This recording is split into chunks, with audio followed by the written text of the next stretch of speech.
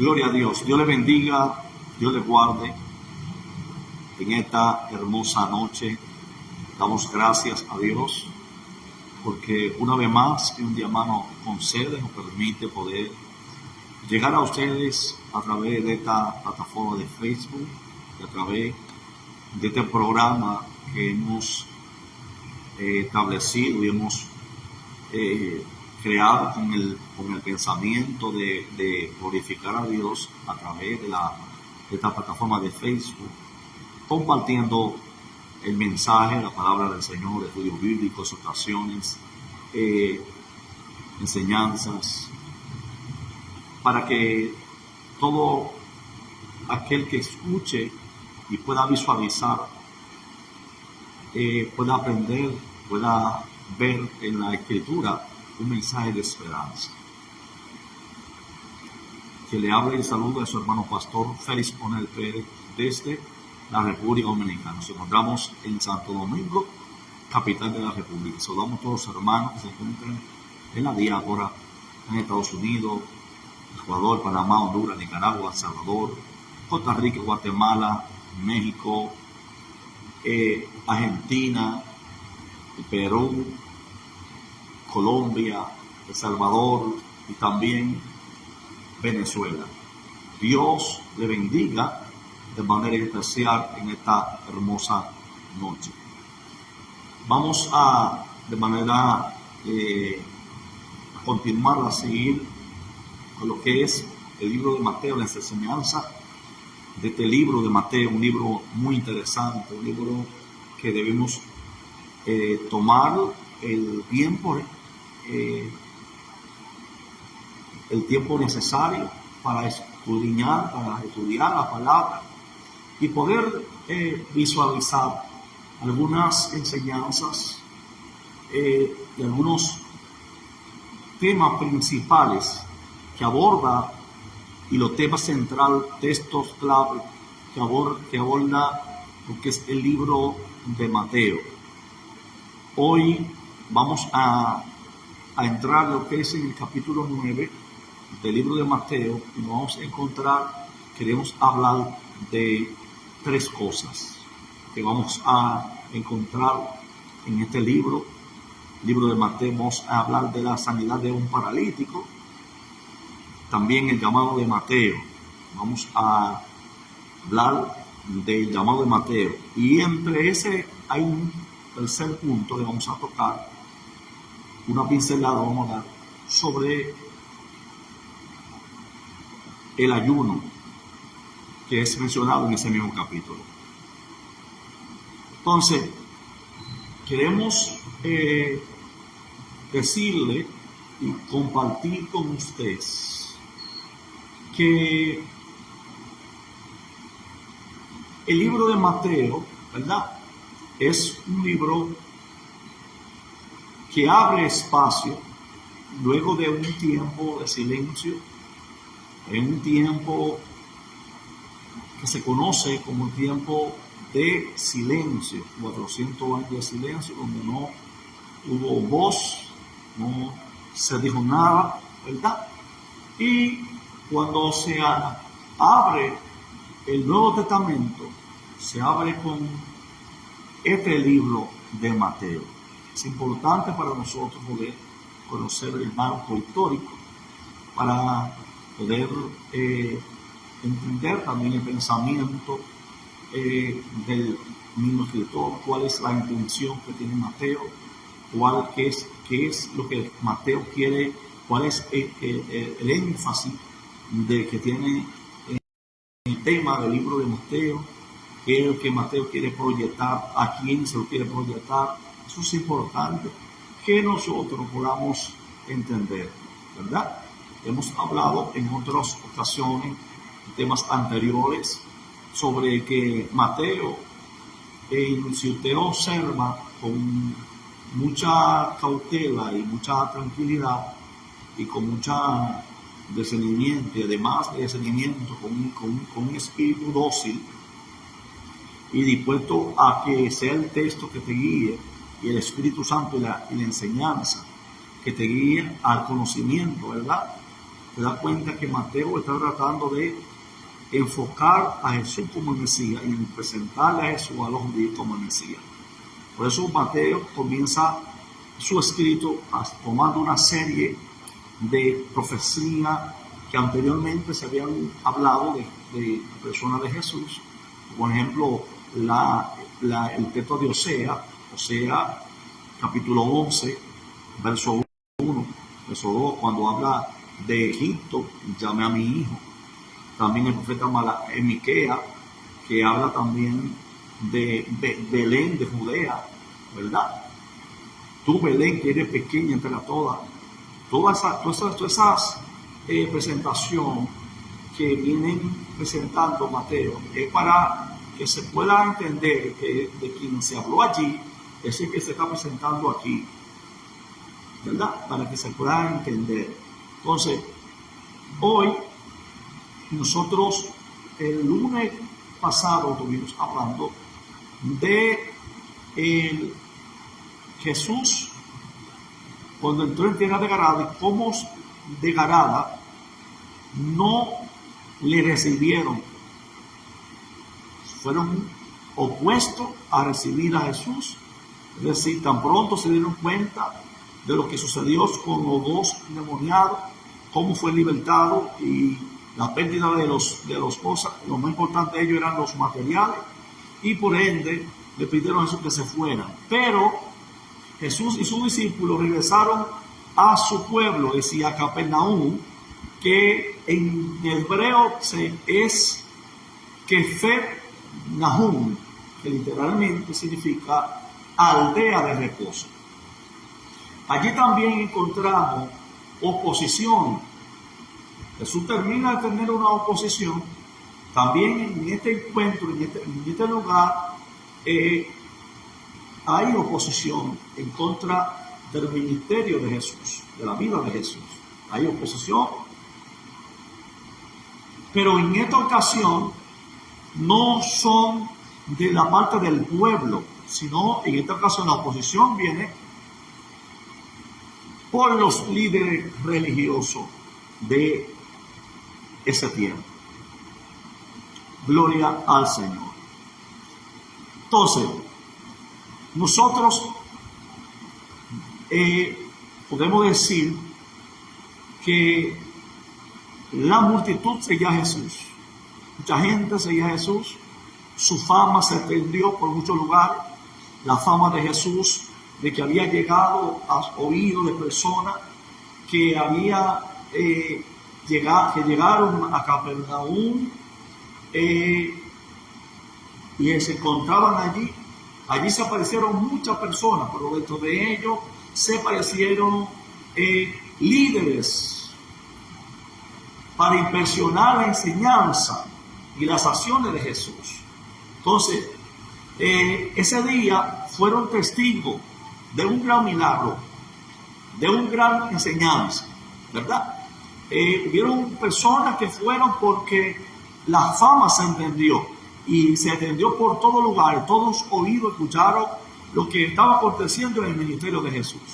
Por ende, cuando llegó a Capernaum, una gran multitud de personas se aglomeró donde se encontraba Jesús. Comenzaron a llegar personas, entre ellos hubieron personas que no fueron solamente a ver o a recibir enseñanza o un milagro, sino a ver qué Jesús enseñaba y las acciones que Jesús hacía para después oponérsele a él. Pero qué bueno que aún aquellos que van con un pensamiento y una idea también van a ser impactados por el milagro, aunque no lo vean así. Así que quiero primero leer el texto de Mateo capítulo 9, versículo 1 y versículo 2. Dice así el texto: entonces, entrando Jesús en la barca, pasó al otro lado y vino a su ciudad.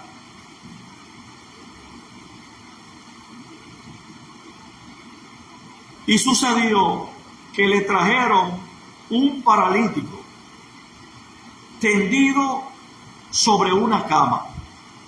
Y al ver Jesús la fe de ellos, dijo al paralítico: ten ánimo, tus pecados te son perdonados. Es importante poder nosotros analizar de una forma profunda, ¿verdad? Que quien se estaba presentando adelante de Jesús es una persona que traen en una cama paralítica, ¿verdad? Es una persona que viene enferma, es una persona que tiene una condición que debe valerse de otro. Y aún no solamente podemos visualizar, no podemos pensar, no podemos analizar solamente la condición por la enfermedad que tenía, sino también cómo podía vivir esta persona con este tipo de incapacidad, siendo paralítico, ¿verdad? Y que está enfermo, ¿verdad que sí? Pero que hay algo impresionante que usted debe mirar, hay algo poderoso que usted debe de observar en ese texto, en ese pasaje. Hay algo sumamente importante. El hombre lo están trayendo en camilla. El hombre está viniendo, lo están trayendo porque tiene una parálisis, porque habían escuchado la fama de Jesús, lo que Jesús había hecho en otra ciudad, en otro lugar, y hay milagros anteriores a este que Jesús había hecho. Gloria al Señor. Y por ende se conocía la fama de Jesús. Pero es importante, es impresionante poder ver cómo Jesús en su inicio, dice el texto que al ver la fe de ellos que traían el paralítico, al ver la fe de ellos, escuche bien lo que el texto dice. Escuche bien lo que el texto está diciendo. Voy a leerlo otra vez. Entonces, entrando Jesús en la barca, pasó al otro lado y vino a su ciudad. Y sucedió que le trajeron un paralítico tendido sobre una cama. Y al ver Jesús la fe de ellos, de que lo trajeron, dijo el paralítico, tiene dos puntos. Hay que pararse y detenerse en 2 puntos. Ten ánimo, coma, vuelve y te detiene. Hijo, punto y otra coma. Tus pecados te son perdonados. Entonces, si el paralítico estaba pidiendo sanidad, ¿por qué Jesús habrá dicho tus pecados te son perdonados? Si el paralítico lo están llevando porque está tendido en una cama, en un lecho, con una parálisis, y lo llevan al lugar para que Jesús lo sanara.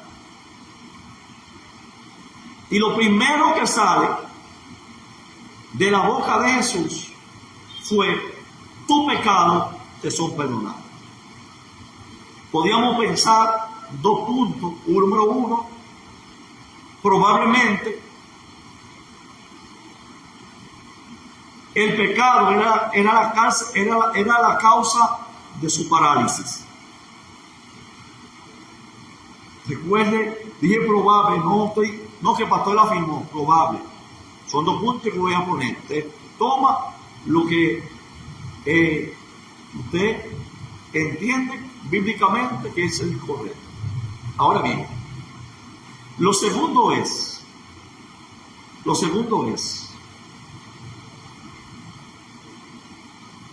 que también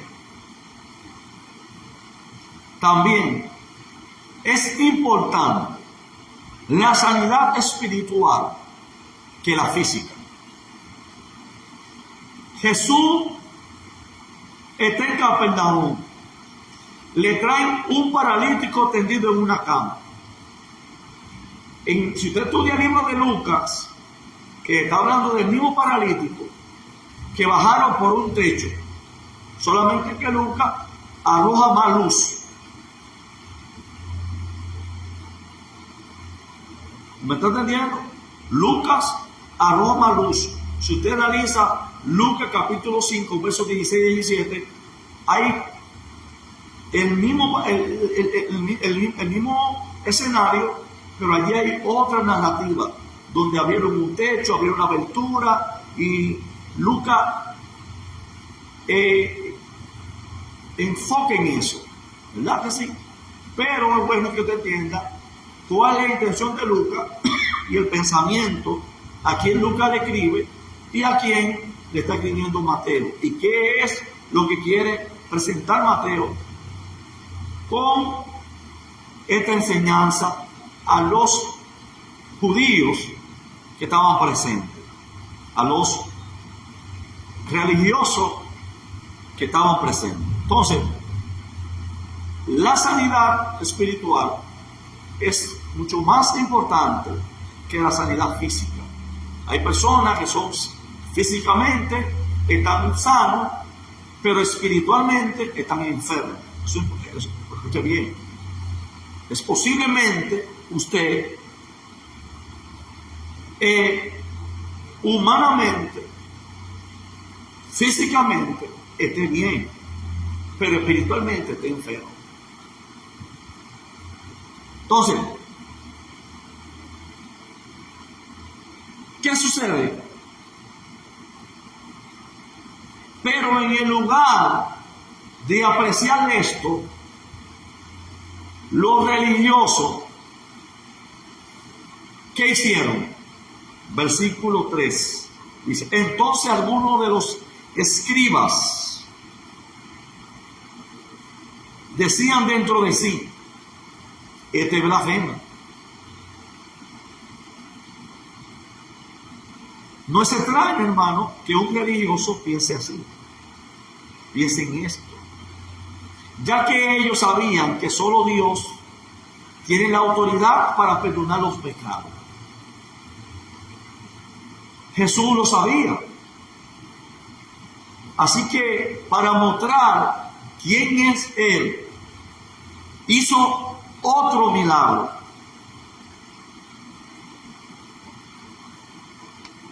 Para mostrar quién es Él, hizo otro milagro.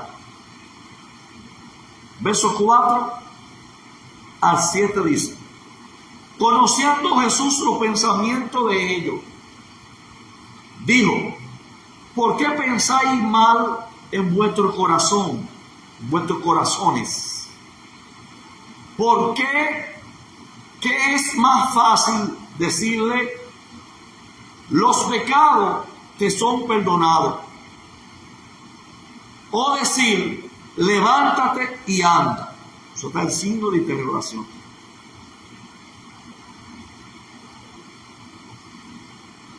Pues, para que sepáis que el Hijo del Hombre tiene potestad en la tierra para perdonar pecado, dice entonces al paralítico: levántate, toma tu cama, toma tu lecho, en otro texto, y vete a tu casa. Entonces él se levantó y se fue a su casa.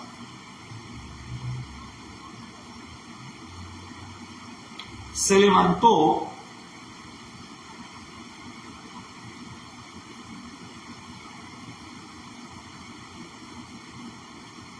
entonces.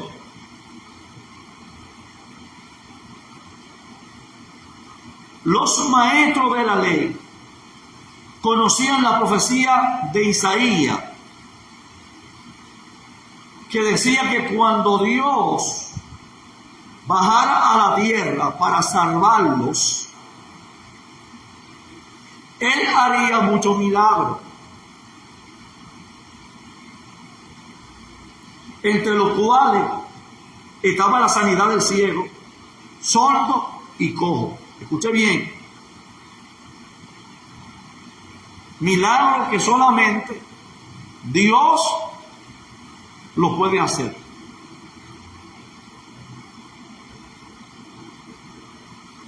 Dios lo puede hacer. El mismo Dios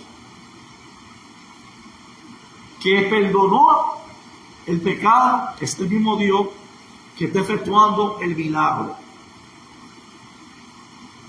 Si nosotros leemos a Salmos capítulo 35, versos 4 al 6, que dice: decís a los corazones apocados, esforzados, no temáis, he aquí que vuestro Dios viene con retribución, con pago. Dios mismo vendrá y os salvará. Entonces los ojos de los ciegos serán abiertos y los oídos de los sordos se abrirán. Entonces el cojo saltará como el ciervo y cantará la lengua del mudo, porque agua será cavada en el desierto y torrente en la soledad. Todos estos milagros Jesús lo hizo, demostrando su identidad como Hijo de Dios y como Mesías, con hechos más que con palabras. Ante esos milagros, nadie podía negar la autoridad de Jesús como Mesías. Por eso, cuando comencé a enseñar el capítulo 8 de Mateo, le dije por qué Mateo presenta en su primer milagro que Jesús hizo, es decir, pone de primero la sanidad de un leproso. Los sacerdotes que revisaban a un leproso por 7 días, lo aislaban, hacían cosas naturales para sanar la lepra. Muchos no se sanaban de la lepra, volvían por 14 días más, y si no, lo declaraban leproso y eran aislados de la sociedad. Y estamos viendo a Jesús no sanando un leproso, haciendo milagros, y la lepra del leproso se desapareció. Vemos a un leproso correr delante de Jesús, postrarse, cuando lo único que se podía postrar y delante que se podía postrar era delante de los reyes. Y en el capítulo 8 matamos un leproso que viene y se postra a Jesús en tierra y dijeron: si quiere puede limpiarme. Jesús dijo: si yo quiero, se limpia. ¿Por qué? Porque Jesús es el Mesías. Y las señales son más que la palabra. Las evidencias. Debemos tener claridad con eso, porque es el pensamiento que tiene Mateo al hablarle a personas judías. Presentar que Cristo es el Mesías, profetizado, prometido. La ley mosaica que hablaron de él, toda la escritura, Mateo, toda la escritura habló de eso. Toda la escritura, Lucas 24, 44, todos los escritos, profeta, Torá, profeta y escritos. Torá, Melví y Ketumbí. Todos los escritos hablaron de Jesús, de su llegada. Entonces, las evidencias están ahí. Las evidencias están encima. Versículo 8 dice lo siguiente: y la gente al verlo se maravilló y glorificó a Dios, que había dado la potestad a los hombres. Que le había dado la potestad a los hombres. Entonces, 2 puntos. Número uno, su ciudad, Capernaum. Jesús había partido de allí para alejarse un tiempo de la muchedumbre de personas. El capítulo 8, verso 18. Subamos y pasemos al otro lado. Y ahí sanó encarada, no recibió en ese lugar, tuvo que volver a Capernaum. Entonces, tus pecados te son perdonados. El hecho de que un hombre fuese traído en una cama indica su parálisis, que era severa. La palabra del perdón de Jesús puede indicar que la parálisis fuera directa o consecuencia del propio pecado del enfermo. Yo estoy leyendo, yo hablé mi estudio que yo saqué, ¿verdad?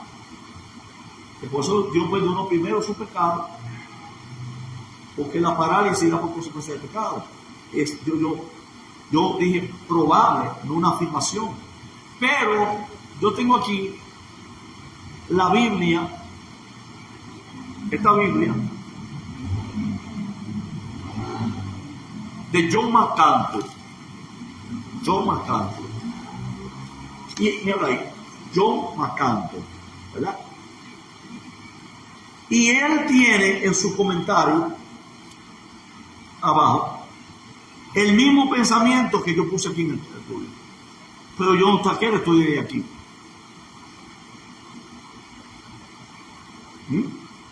Yo me traje esta Biblia para acá rápido, pero no saqué el estudio de aquí.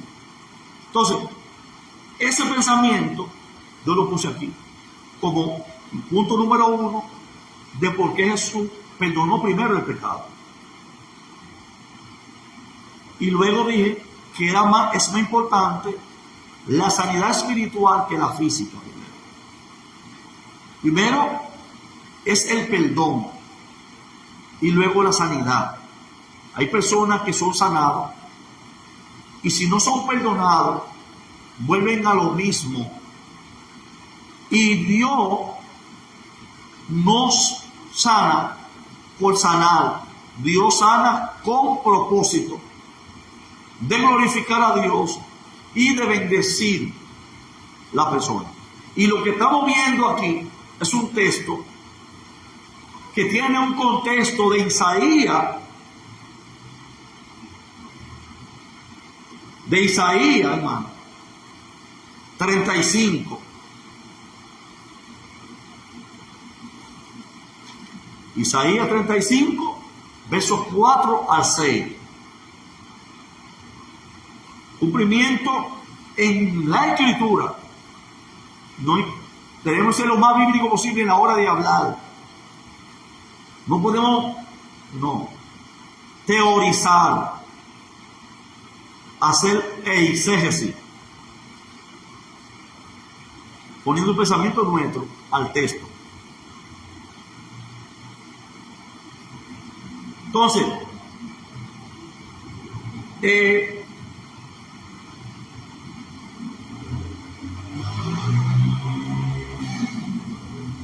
eso fue.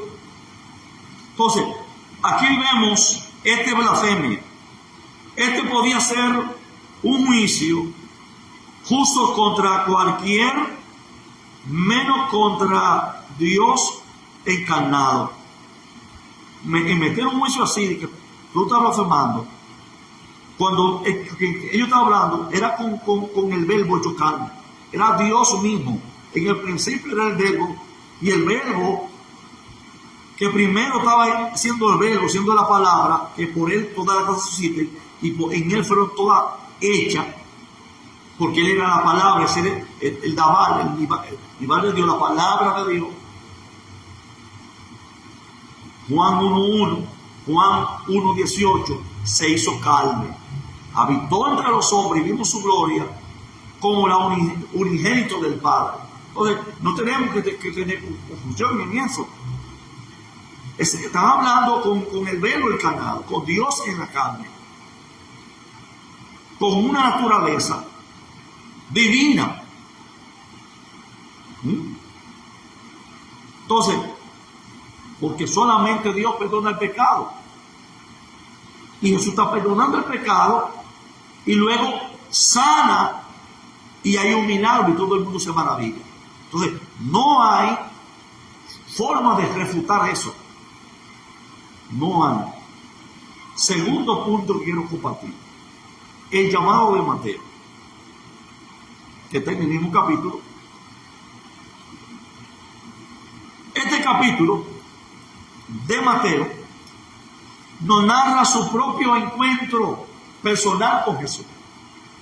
Aquí vemos la narrativa del Mateo, cómo él narra su encuentro con Jesús.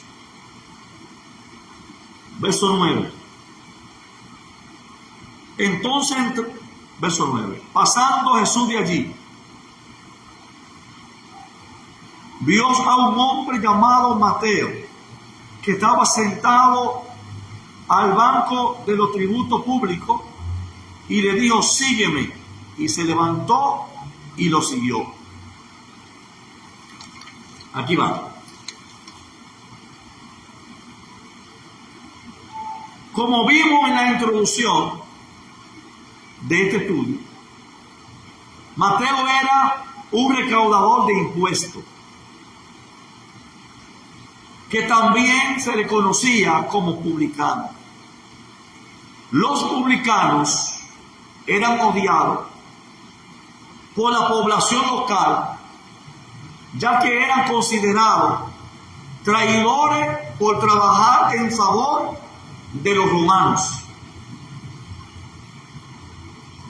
Además, estos puestos eran susceptibles a la corrupción, porque aprovechaban la autoridad que se le concedía para cobrar impuestos y cobraban más alto para enriquecerse, como hoy en día hacen muchas personas, que se aprovechan de la debilidad y necesidad de otro, de su condición, y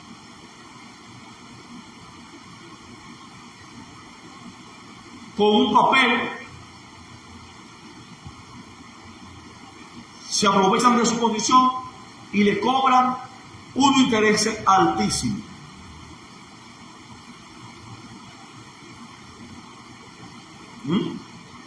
Aquí vemos lo mismo.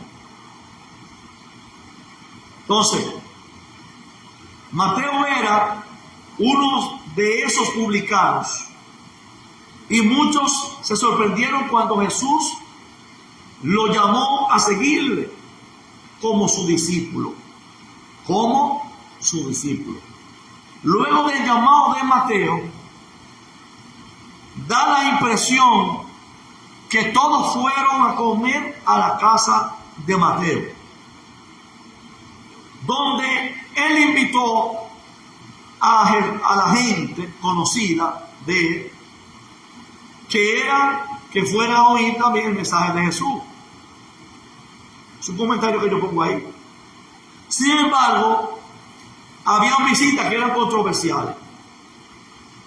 Había muchas personas conocidas que estaban en la comida. ¿Por qué lo digo? Por esto, mire por qué.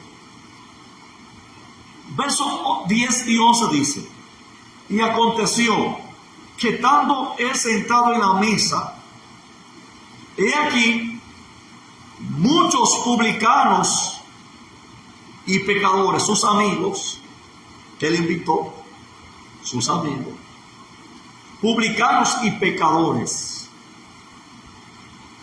que habían venido, se sentaron juntamente a la mesa con él, con Jesús y sus discípulos. Cuando vieron esto, los fariseos dijeron a los discípulos: ¿por qué come vuestro maestro con los publicanos y los pecadores?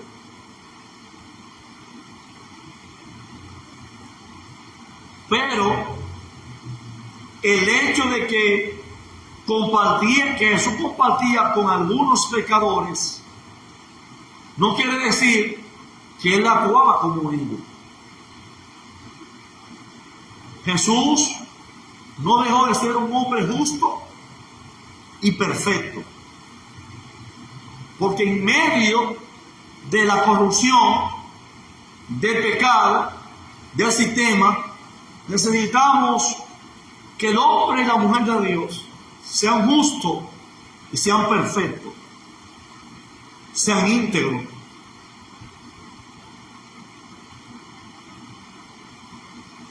Pero en vez de juzgar a los perdidos, le tendió la mano. Por el contrario, los religiosos solo juzgaban, pero no mostraban misericordia. Por eso Jesús respondió a su pregunta de la siguiente manera.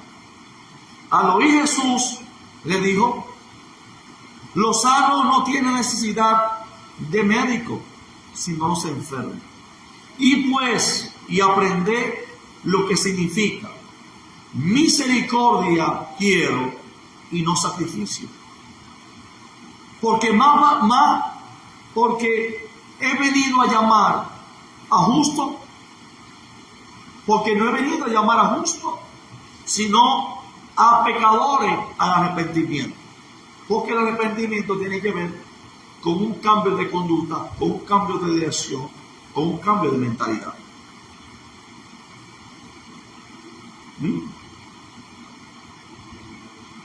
Entonces, Jesús también estaba citando un versículo que el profeta Oseas también habló. En el capítulo 6, verso 6, porque misericordia quiero y no sacrificio, y conocimiento de Dios más que holocausto. Ellos eran muy celosos con obras, con rituales, pero no sabían lo que era misericordia.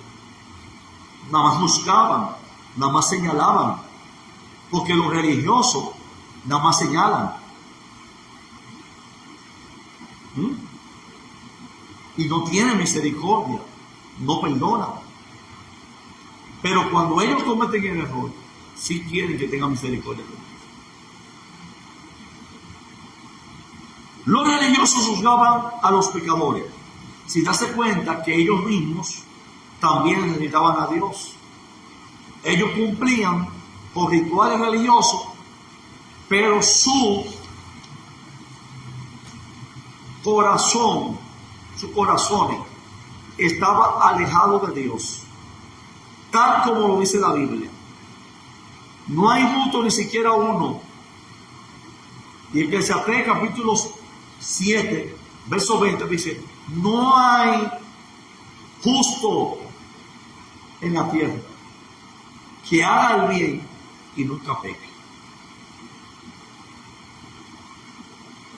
Romanos también, capítulo 3, versos 10, 23, 24, todos necesitamos arrepentimiento de algo y necesitamos recibir la gracia y la misericordia de Dios, y de lo que hemos recibido debemos aprender a dar a otro.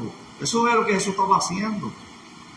Por eso a Jesús no le importó que Mateo era un publicano, que era un engañador, que estafaba, que usaba la posición y la autoridad que tenía para cobrar sobremanera exagerada el impuesto, que por eso era odiado y porque trabajaba para los romanos.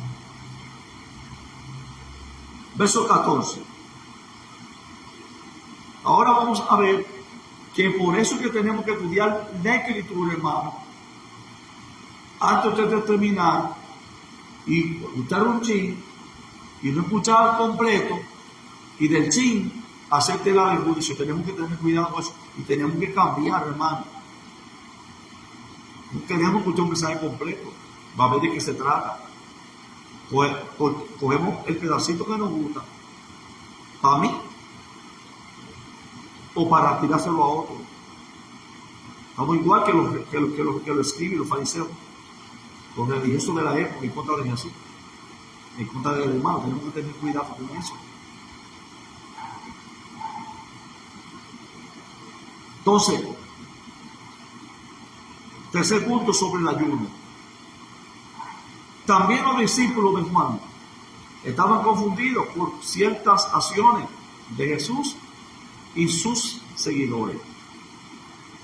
Pero para entonces muchos de ellos seguían a Jesús, ya que Juan había sido apresado. Una de sus preguntas era sobre el ayuno, verso 14. Entonces vinieron a él, los discípulos de Juan, diciendo: ¿por qué nosotros y los fariseos ayunamos muchas veces y tus discípulos no ayunan? Jesús aclaró que no estaban en contra del ayuno,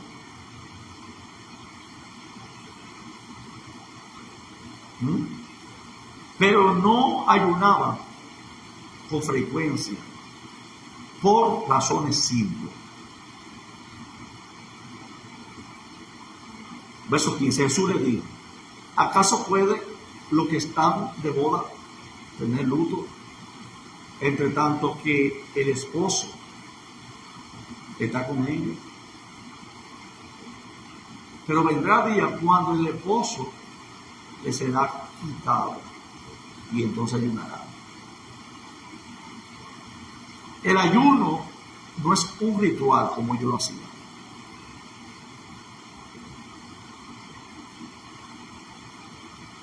No es un ritual que se debe cumplir para sentirse más santo que otro,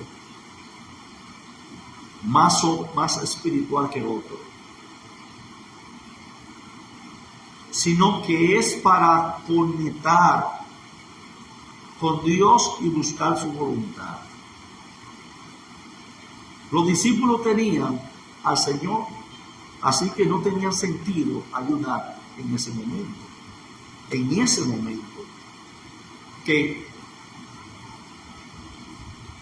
¿Verdad? Entonces, ¿qué hizo Jesús? Le formuló una pequeña parábola. Jesús usó la parábola del paño nuevo y vino nuevo. A continuación Jesús enseñó una parábola para ilustrar su enseñanza. Mateo 9, 16 a 17 dice: nadie pone remiendo de paño nuevo en vestido viejo, porque tal remiendo tira del vestido y se hace peor la rotura. Ni echa vino nuevo en odre viejo. De otra manera, los odres se rompen y el vino se derrama y los odres se pierden. Pero echen el vino nuevo en odre nuevo, y los unos y los otros se conservan juntamente. Con esta parábola, Jesús nos enseña que cuando Dios comienza a dar algo nuevo, debemos renovar nuestra mente y estar abiertos para poder recibir lo nuevo de Dios. Con una mente arcaica, con una mente todavía esclava, no podemos recibir un vino nuevo. No podemos pegar un pedazo de paño viejo a un vestido, porque va a ser peor la rotura. Entonces, se pierde el odre y se pierde el vino. No se puede echar en una mente totalmente religiosa un vino nuevo. Los nuevos se echan en recipientes nuevos,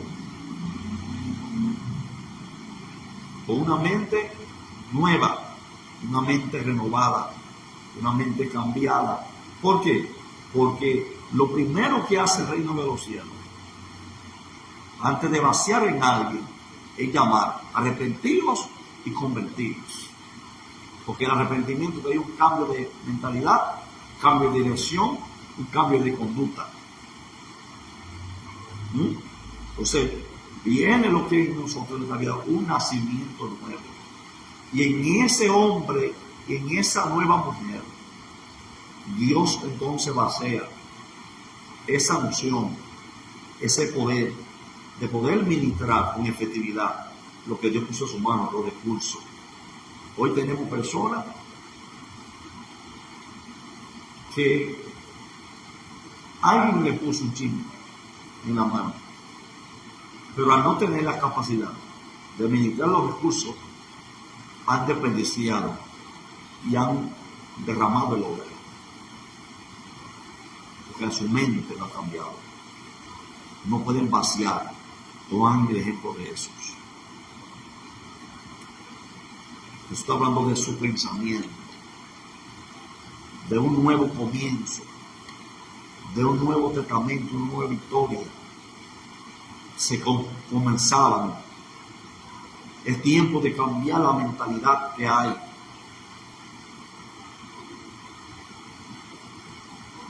Así que ese es el consejo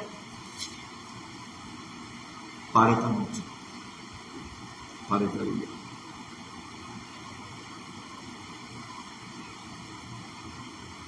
Usando la analogía de la fiesta de boda, Jesús responde que mientras Cristo, es decir, se usa la analogía de la fiesta de boda, ¿verdad?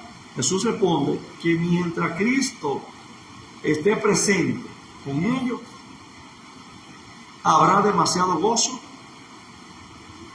como para ayunar, lo cual está asociado con periodo de dolor o intensa oración.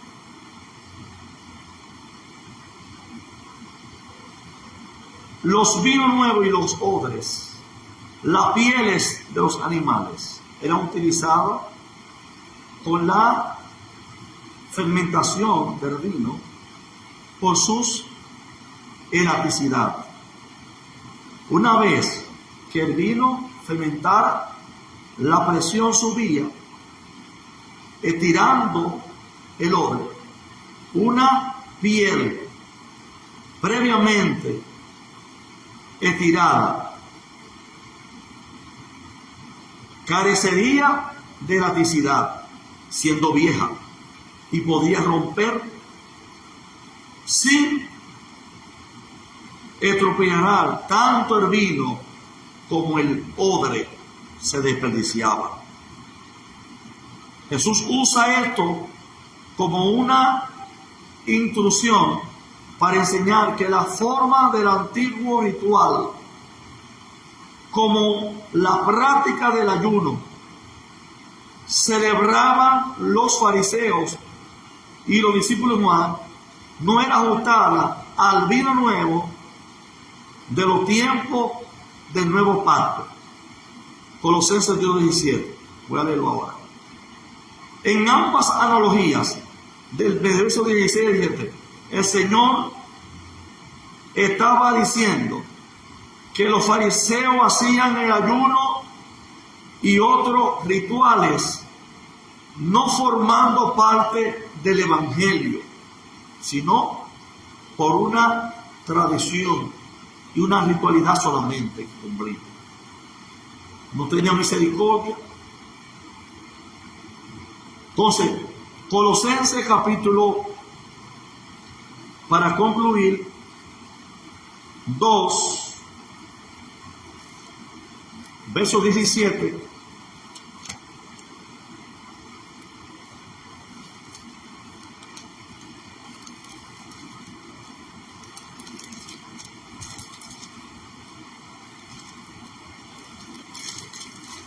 Gloria al Señor. Mire qué dice.